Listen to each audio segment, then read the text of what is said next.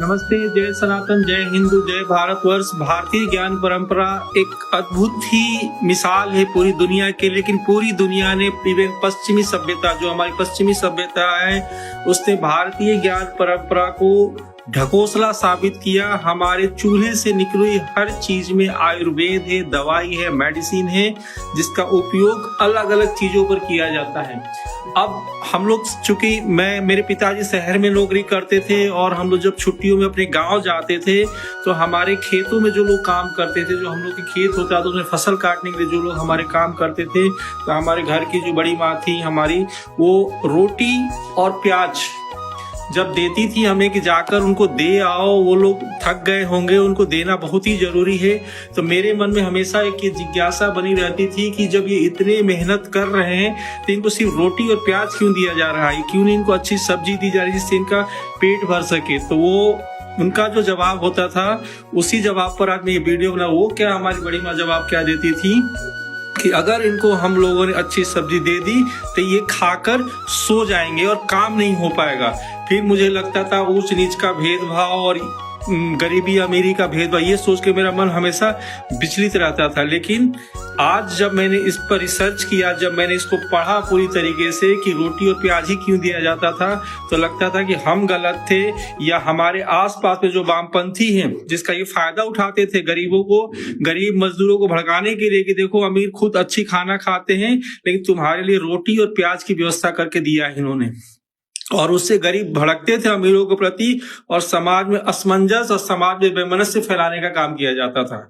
लेकिन अब मुझे समझ में आया कि उसके पीछे एक विज्ञान था। ये भी मुझे तब समझ में आया जब आज मैं एक शहर में रहते हुए जब मैं रेस्टोरेंट में जाता हूँ अपने परिवार के साथ खाना खाने के लिए, और जब सबसे पहले मेरे पास रेस्टोरेंट के टेबल पर कच्चा प्याज आके रखा जाता है, तब मैं सोचता हूँ कि ये क्या है। वहां भी हम प्याज देते थे और यहाँ भी हमें प्याज ही मिल रहा है। तो इसका एक कारण है, इसका एक वैज्ञानिक कारण है। वैज्ञानिक, बिना विज्ञान के बिना सनातन है ही नहीं। गर्मी में हमेशा माँ कहती थी प्याज खाओ, लू नहीं लगेगी। साइंस क्या कहता है, प्याज में क्यूरेस्टीन होता है जो शरीर की गर्मी को बैलेंस करता है। हमारा जो खाना होता है वो बहुत ही हेवी और ऑयली होता है। कच्चा प्याज हमारा होता है वो डाइजेस्टिव डिटर्जेंट की तरह काम करती है। जैसे हमारे कपड़े धोने के लिए होता है ना, उसी तरह कच्चा प्याज जो हमारा होता है वो डाइजेस्टिव डिटर्जेंट के रूप में काम करता है।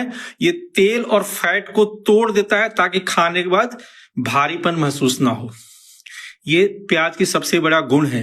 तो मजदूरों को जो खेतों में काम करते थे उसको इसीलिए प्याज और रोटी दी जाती थी, क्योंकि वो एक दवाई होती थी उनके लिए। क्योंकि वो मेहनत करते थे, वो थकान महसूस करते थे, उनके अंदर पसीने पसीने हुए रहते थे। सिर्फ रोटी और प्याज खाने से उनका उत्साह, उनका उमंग, उनकी कार्य करने की क्षमता बढ़ जाती थी।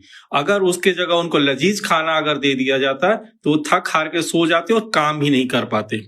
अब एक और इसमें देखो विज्ञान क्या है कि जब जनरली घरों में हम लोग देखते हैं, ऐसा होना नहीं चाहिए, लेकिन हम लोग घरों में क्या देखते हैं कि हमारे घरों में एक मैसेज आता है। मैसेज क्या आता है फैमिली के द्वारा कि रात को कच्चा प्याज मत खाओ, मुंह से बदबू आएगी। हम लोग बोलते क्या बात है, हम भी मान लेते हैं इस बात को, सही में बदबू आती भी है। लेकिन जब हमने इसको स्टडी किया तो हमने क्या पाया कि चाहे रात हो चाहे दिन हो, कच्चा प्याज हमेशा खाना चाहिए। मुंह में बदबू आएगी, लेकिन उसका कारण है कि कच्चे प्याज के अंदर में सल्फर होता है जो मुंह के सारे बैक्टीरिया को मार देता है। ठीक है ना। पश्चिम, अंग्रेज, मैकेले, इन लोगों ने इसको सैलेड बोला, सलाद, सैलेड। हमने इसको दवा बोला। इसलिए हमारा विज्ञान, सनातन का विज्ञान हमेशा ही सर्वश्रेष्ठ रहेगा। वो हमारे घर के से निकली हर चीज में विज्ञान है, उनका विज्ञान श्रेष्ठ नहीं है। वो सिर्फ एक ढकोसले की जिंदगी जी रहे हैं, बल्कि हमसे बहुत ही वो पीछे हैं। जय हिंद, जय भारत।